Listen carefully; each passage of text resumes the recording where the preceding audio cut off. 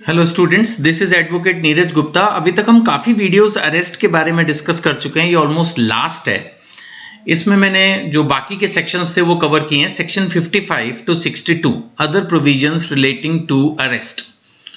अब सेक्शन 55 ये कहता है कि अगर पुलिस ऑफिसर अपने सबॉर्डिनेट को, अपने से जूनियर को अरेस्ट करने के लिए दे दे कि भाई जाओ इसको अरेस्ट कर लो। Procedure when police officer depute subordinate to arrest without warrant, यानी पुलिस ऑफिसर अपनी पावर यूज कर रहा है, जैसे कि हमने 35(1) में भी डिस्कस की थी, 35 सबसेक्शन 1 आई मीन।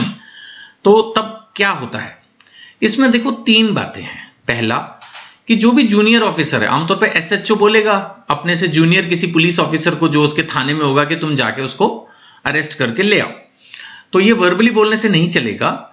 इसमें जो जूनियर पुलिस ऑफिसर है उसको चाहिए कि एसएचओ साहब से या जो भी ऑफिसर उसको बोल रहा है अरेस्ट करने के लिए, उनसे वो ऑर्डर राइटिंग में ले जिसमें क्लियरली लिखा हो भाई किसको अरेस्ट करना है, क्यों करना है, कहां से करना है।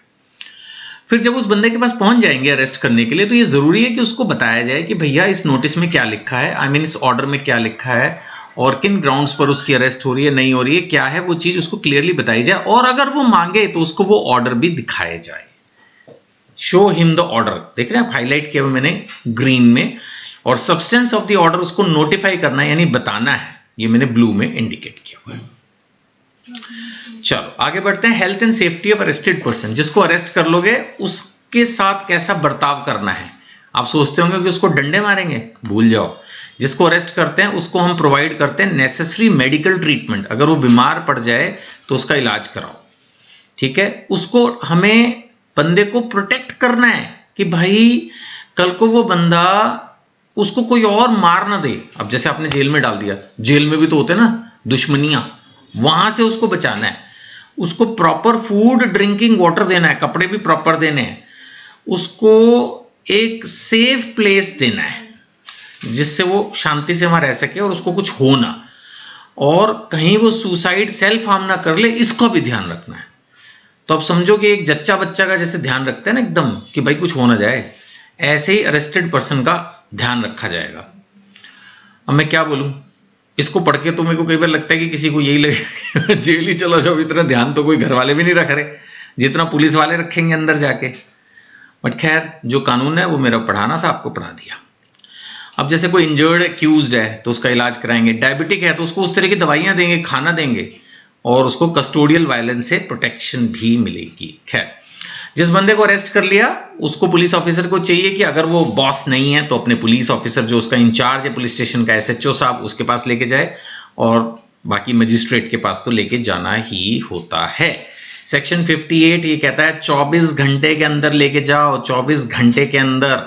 अगर बंदे को बहुत दूर से पकड़ा है, कई बार ये होता है कि पकड़ने के चक्कर में दूसरे राज्यों में भी पहुंच जाते हैं पुलिस ऑफिसर्स, तो फिर आपको ट्रांजिट रिमांड लेना होगा, क्योंकि 24 घंटे में पेश करना जरूरी है। उसके ऊपर अगर आपने रखा तो इलीगल हो जाएगी डिटेंशन। 24 घंटे से ऊपर आप मजिस्ट्रेट के सामने पेश किए बगैर अपराधी को नहीं रख सकते, तो ये कंपलसरी है। तो इसमें ट्रांजिट रिमांड लेनी होगी जिस एरिया में आप हो। सपोज एक दिल्ली का पुलिस ऑफिसर, मान लेते हैं कि चेन्नई में पहुंचा और वहां से उसने अरेस्ट किया, तो चेन्नई के मजिस्ट्रेट से ट्रांजिट रिमांड लेना पड़ेगा, क्योंकि रास्ते में तो बहुत टाइम लगने वाला दिल्ली पहुंचने में। 24 घंटे वाला रूल तो फिर पूरा ही ना हो पाएगा, तो इसलिए ट्रांजिट रिमांड लेंगे, एक तरह से वो टाइम ऐड होगा और फिर 24 घंटे के अंदर जज साहब के सामने पेश किया जाएगा।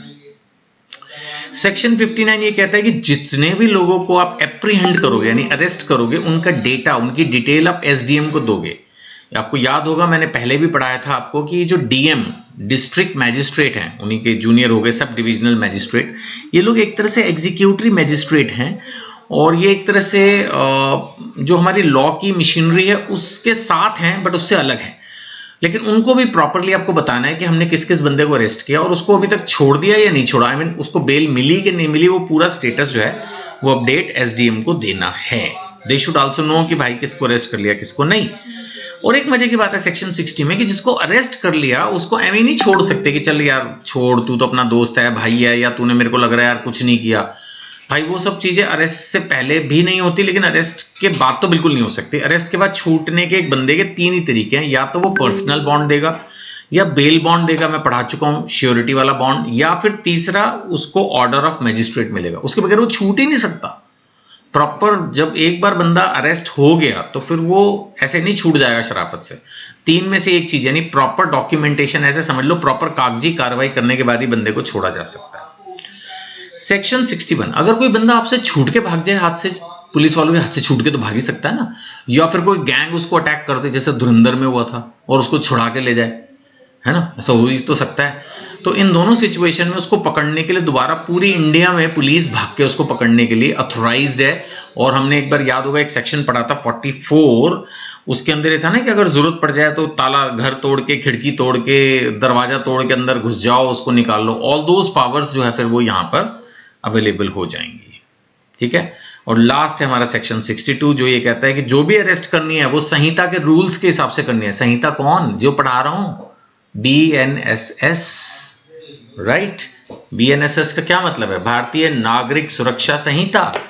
तो इस संहिता के जो रूल्स, मैं इतने समय से आपको अलग अलग वीडियोस में पढ़ा रहा था, उनके रूल्स के हिसाब से अरेस्ट करना। जो भी चीजें पढ़ाई गई हैं सब लॉ है, कानून है, एज इट इज आपको पढ़ाया।